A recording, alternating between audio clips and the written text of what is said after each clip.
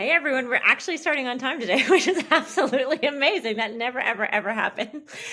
Thanks, a shout out to Alicia for keeping us on time today and the making the magic behind the screen happen. So, welcome everyone. Thank you for tuning in, whether you're tuning in live or you're tuning in after the fact. We're so excited to have you on another episode of Talk Advocacy to Me, where we discuss one significant question related to customer advocacy with usually a very special guest. And so today I'm excited that we have someone we've known for a while and has been on the scene for a while. We have Emily Amos, who is the CEO and founder of Uplift Content. Uplift Content is a content marketing agency that writes case studies, ebooks, blog posts, all that good customer centric content for high growth B2B SaaS companies like WalkMe, ClickUp, Okta, just to name some of them that you're working with now. So, Emily, do you want to just say hi real quick? Hi, everybody. It's great to be here. Thanks for joining us. And we always have Deena Zenyk, my partner in crime. So, Deena, say hello. Hello, greetings.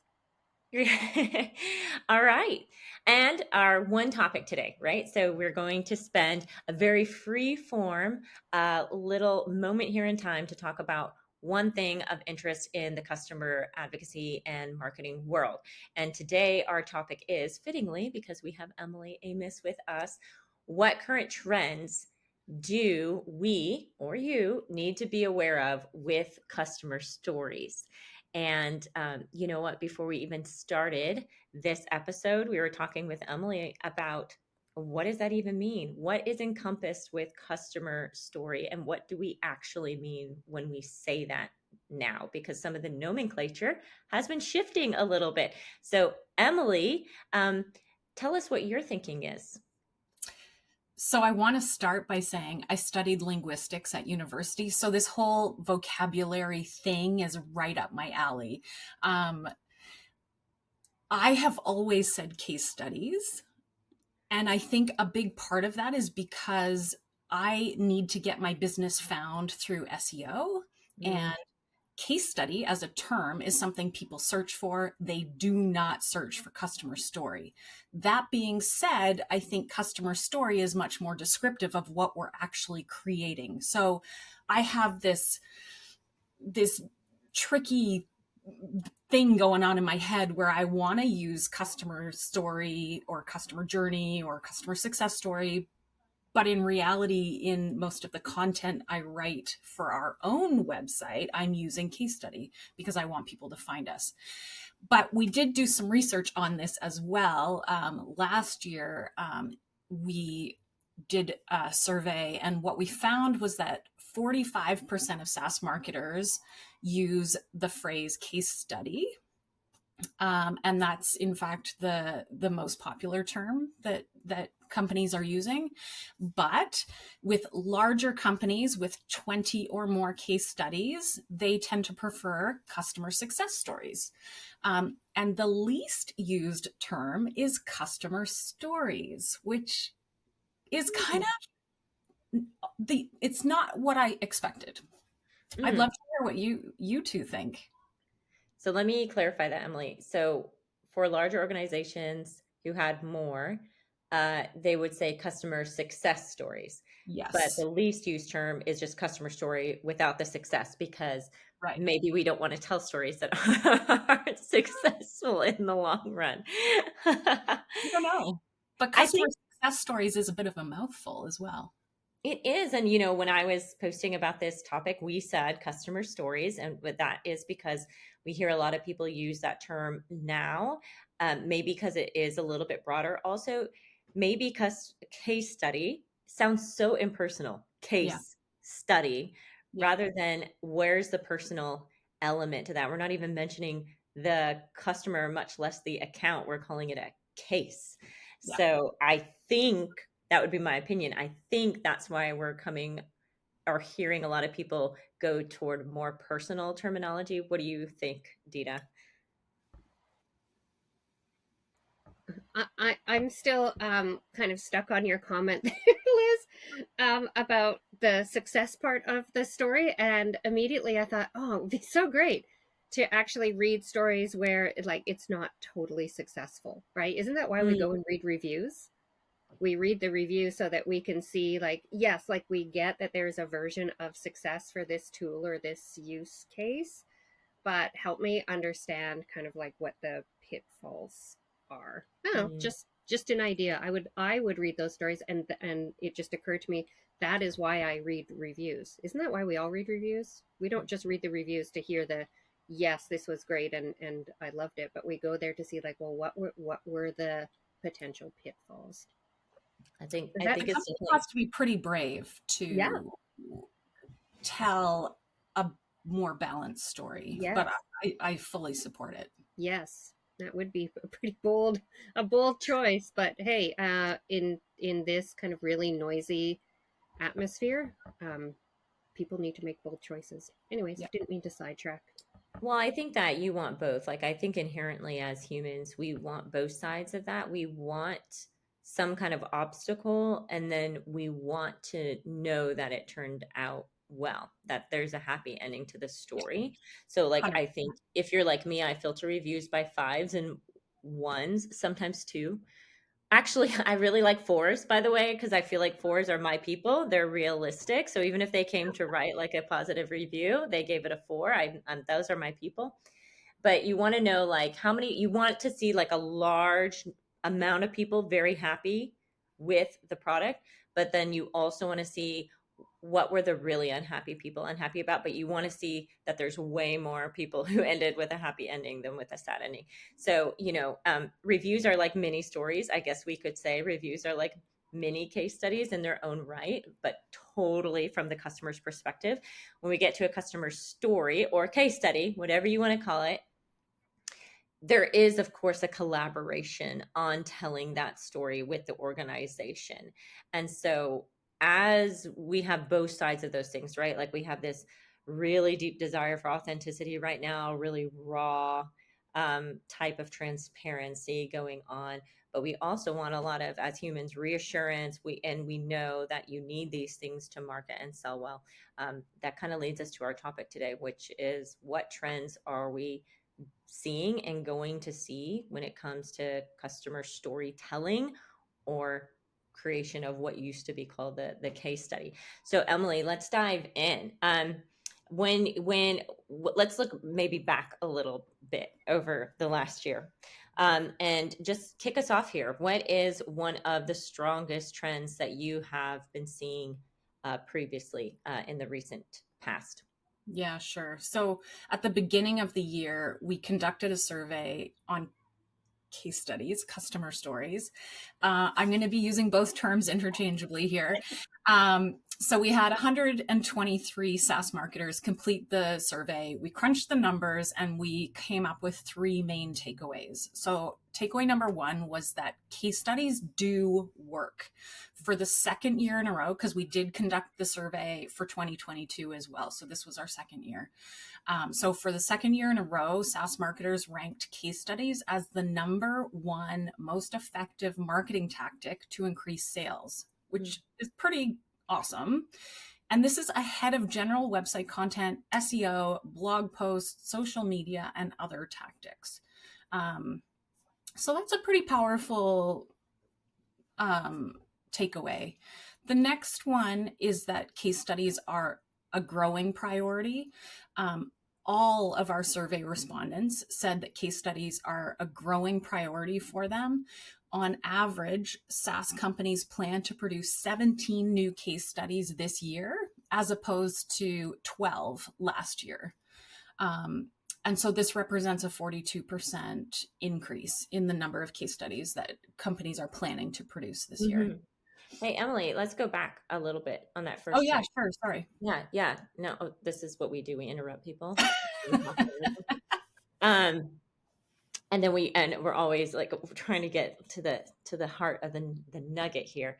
So if I'm hearing that trend and your respondents said, case studies number one, most impactful. Is that in terms of content? Does that include, like, if are they comparing it to a direct customer reference in the mix there? What kind of parameters were there with that question? They were comparing it to a number of tactics. So they were comparing it to general website content, references, social media, blog posts, etc. I don't have the full list in front of me, but I think there were maybe 10 options on the list, and they were choosing which ones were the most effective for them. Okay, great. So then that brings me to my second question, and I'm sure people view this question all the time, which is, so how are they measuring how effective? Because that is one of the biggest challenges, of course, with any asset or piece of content. When you're not using maybe a direct campaign associated with that piece of content, maybe now your stories live on your website, etc. How are they tracking that impact? And if I'm stepping on like one of your topics, we can always move on to that trend as well, Emily. That's a great question. And this is one that I think everyone has eternally struggled with, is how do you measure the success of case studies? I don't think anybody has a silver bullet answer for you on that.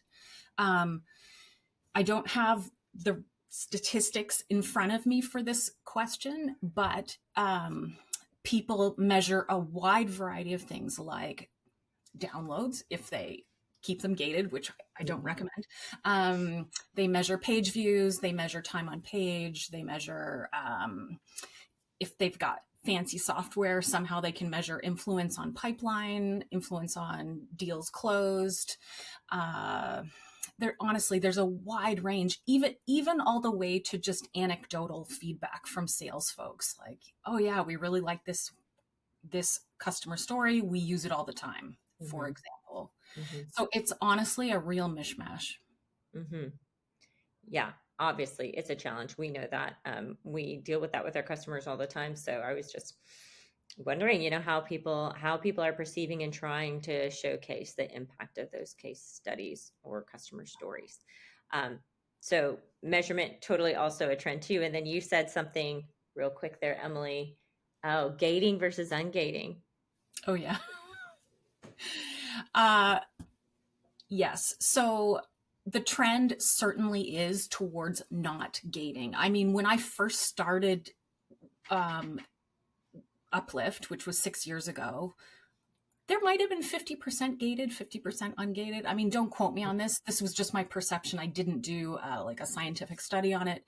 But now it's 10% maybe tops.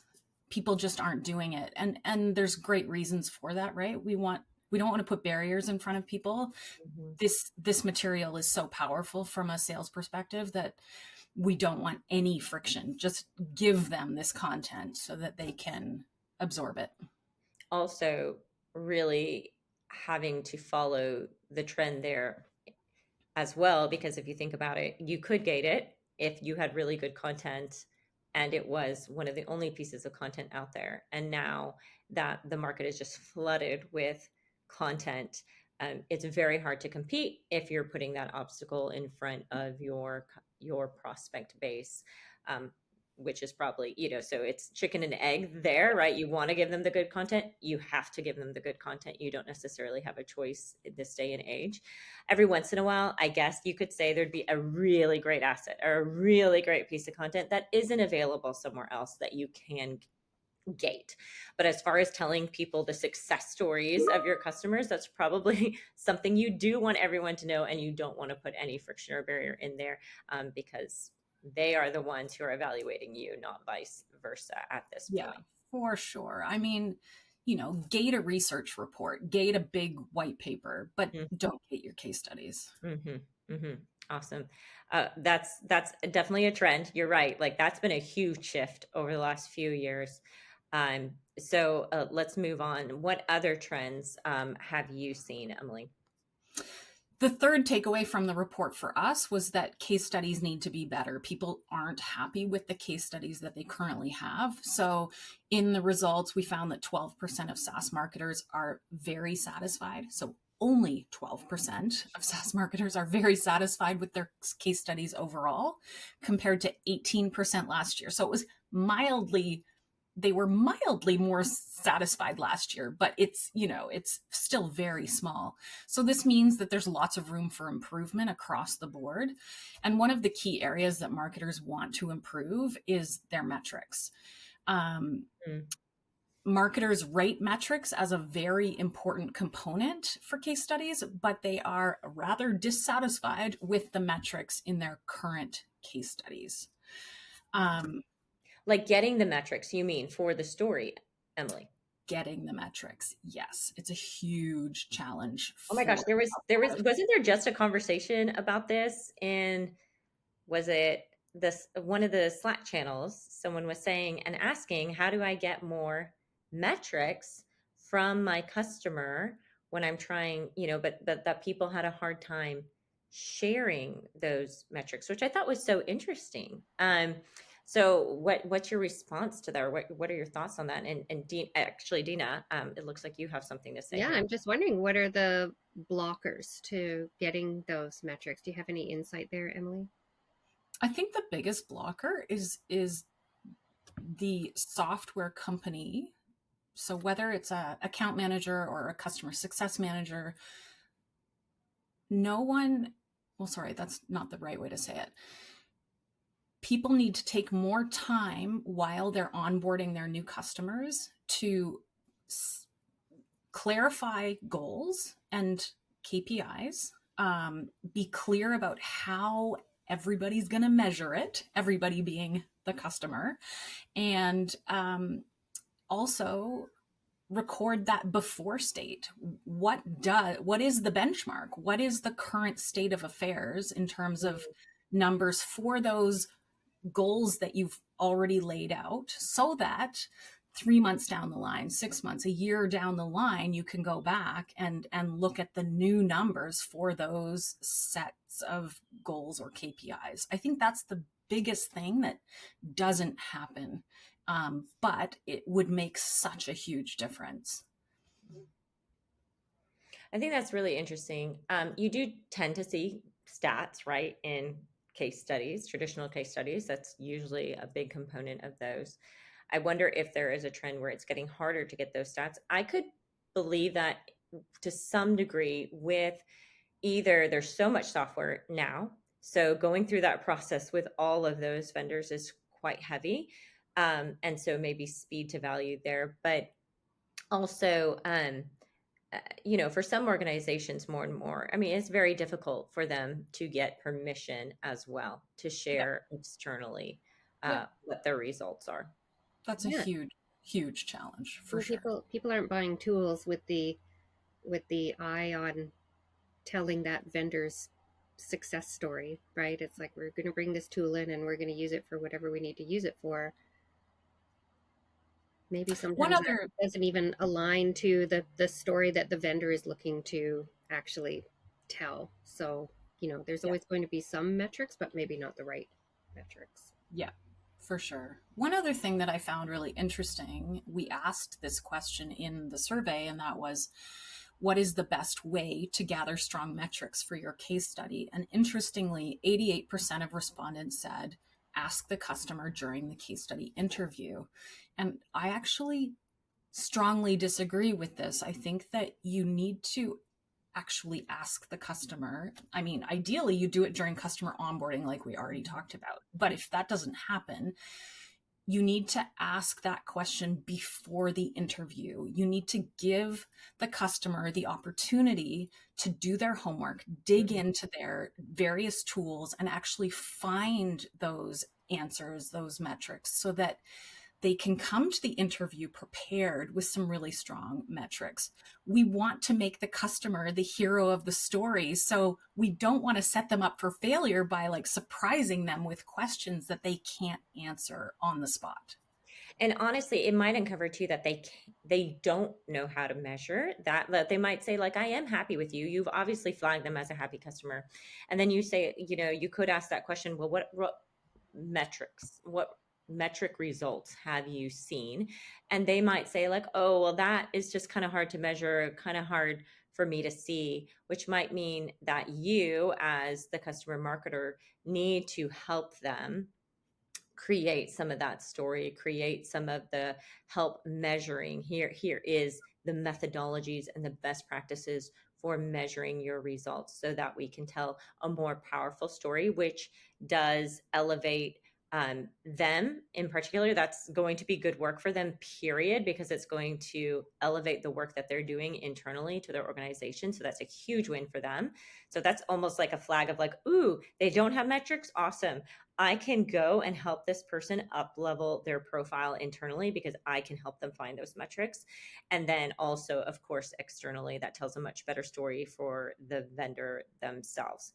I'm going to pivot here though. Oh, Deena, go ahead. You had something on this? Yeah, I do. It just occurred to me. I just had a little bit of an aha moment in response to what you just shared, Emily.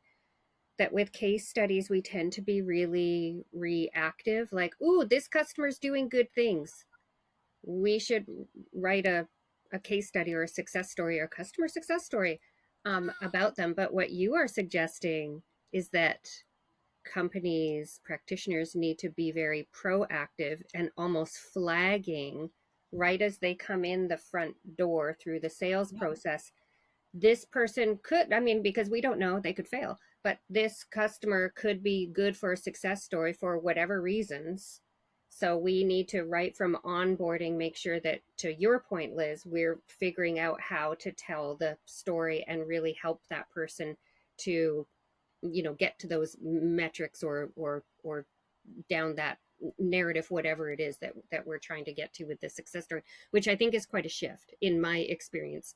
Anyways, it's always like, we need a customer for whatever success story. Okay, great, let's find someone, instead of let's actually curate this path for this person. Mm. There's the nurturing piece of it Yes. for sure. But, if you really think about it, we want all of our customers to be successful. And to be successful, you need to know what the goals are. You need to know, you know what I mean? Like, it is kind of basic, even though it's not something that always happens. Yep. It is really hard. Like for some, let's say software vendors in particular, yeah, it's hard. Like we can always find ways to measure, but if your software or the outcomes your software delivers are very hard to find or take a lot of digging or take a lot of connecting different types of software together to get that, it is obviously going to be, if it's difficult for you, it's going to be difficult for them. And if it's self-serve as well, then you're not having that conversation.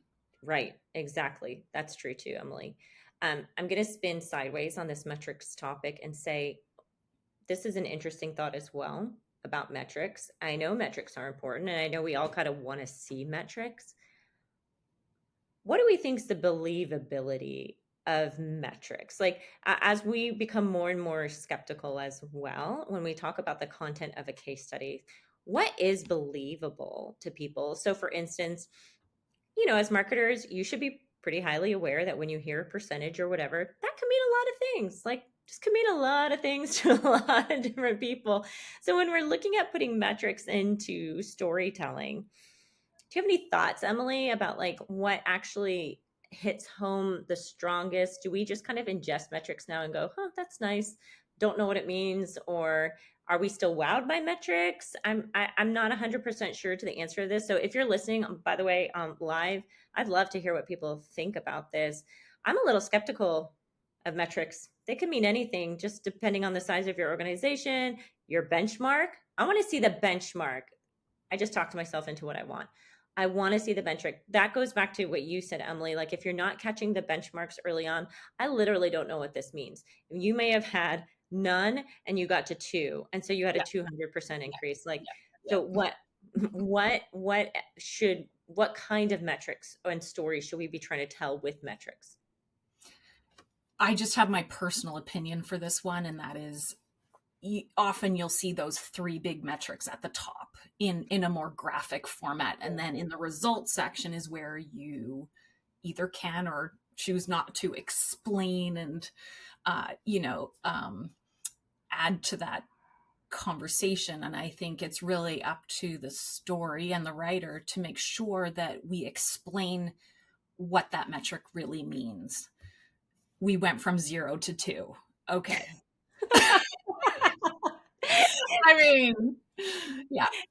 But I respect it when people actually do put like what actually happened here. And oh my gosh, the time is going so fast. So Emily, let's hit another trend, but I do want to also say, let's leave a few minutes because we got to talk about AI before we go. It's just the elephant in the room when it comes to content creation right now. So give us another trend and then let's discuss that. Sure. So the last trend that I'll talk about is a quick one, and that is formats for case studies. So I think we can all see that the most common format is text at the moment, whether that's HTML or PDFs, and that's roughly 75% of companies publish their case studies as text, HTML or PDF. But what's interesting is to watch those emerging trends. What are companies experimenting with in terms of other formats? So what we're seeing, no surprise, video is a big one. It's a format that 56% of SaaS marketers want to try and do more of this year. So that's a sizable number. And I think, text and video on its own, there's lots of opportunities for video to make case studies or customer stories a lot more engaging. The other interesting thing, we saw that 1/3 of the survey respondents want to do more infographics as their customer stories. They want to do more text video combos, and they want to do more case study compilations or case study collections. So those are a few other formats that I think we should all try.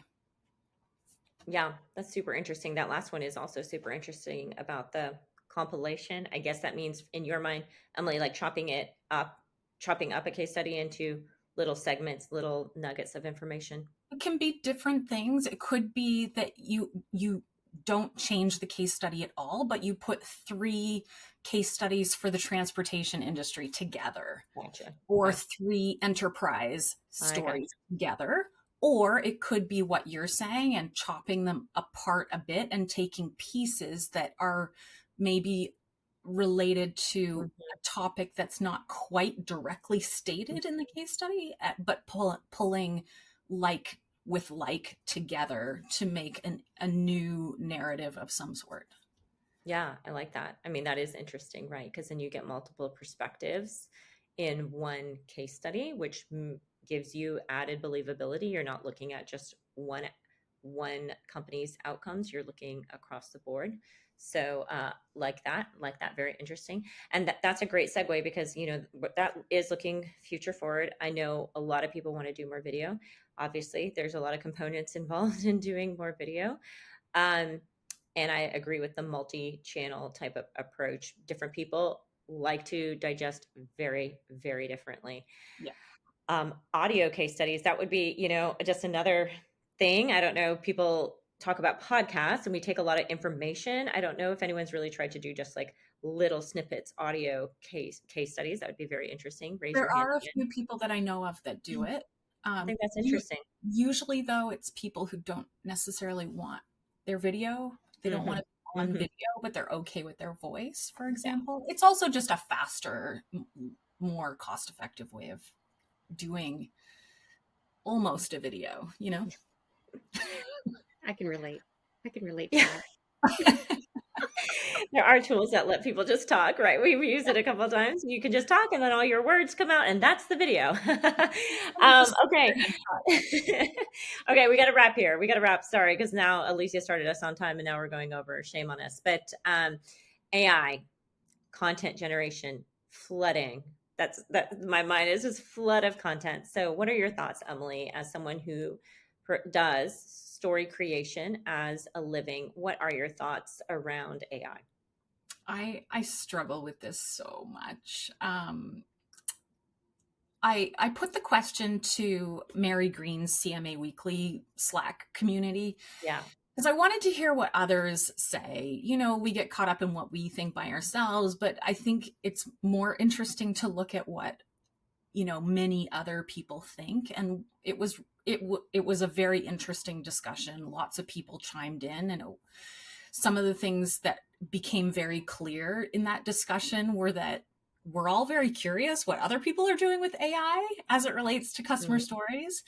We all seem to be experimenting with AI, some of us more than others. For those who are experimenting with AI, they're using it for customer stories in a variety of ways. Organizing call notes, improving call log transcriptions, putting together summaries, meeting summaries, or summaries of the story, creating outlines, generating interview questions, pulling quotes, things like that. But one of the biggest takeaways from that discussion, for me at least, was that we all there might have been one dissenter, but most of us felt very strongly that humans need to either be completely responsible for, or at least heavily involved in producing a human story. The thought is that AI can help make our work easier by doing some of those more mundane tasks, but that we still need humans for the nuances of storytelling. So that was reassuring for me, because that does align with how I feel too. There are some for sure in the community who think that it is possible that in the future, AI will be able to create a high enough quality story based on listening to a transcript from an interview. So that's interesting. But there is also this overwhelming concern about security. So we need to be confident that whatever tools we use have sufficient security measures in place, and that they won't use sensitive data to train their models. So that was kind of the discussion in a nutshell, and it was really interesting. That's super interesting. And unfortunately, we're out of time. But it's like a whole other topic we could digest. And I do think generally that is how a lot of people are using AI right now, is to scale some of those tasks that don't take a lot of necessarily creativity, but can move the project through much, much quicker. Yeah. Yeah, I think we could do a whole talk advocacy to me on AI. Yeah, the impacts of AI on customer marketing and advocacy. It's very, very interesting. And I know everyone's unpacking it in their own way, and we still have a lot to learn. So it's not like we can come to any conclusions. Right. But what works and what doesn't work, we can start to learn some of these lessons and put out some best practices as a community as we learn them. Emily, this has been awesome. Thank you. I'm sorry that we're out of time as per normal, but Always happens. very, very interesting. Every customer marketer has a hand in customer storytelling. So everything here is very relevant to this circle. Thank you for sharing your research as well as your opinions, and differentiating which. Very, very helpful. We appreciate that very much. And we're so grateful that you came and spent some time with us today. Thank you so much for having me. It was great to see you both and great to be here. Awesome. Bye, everyone.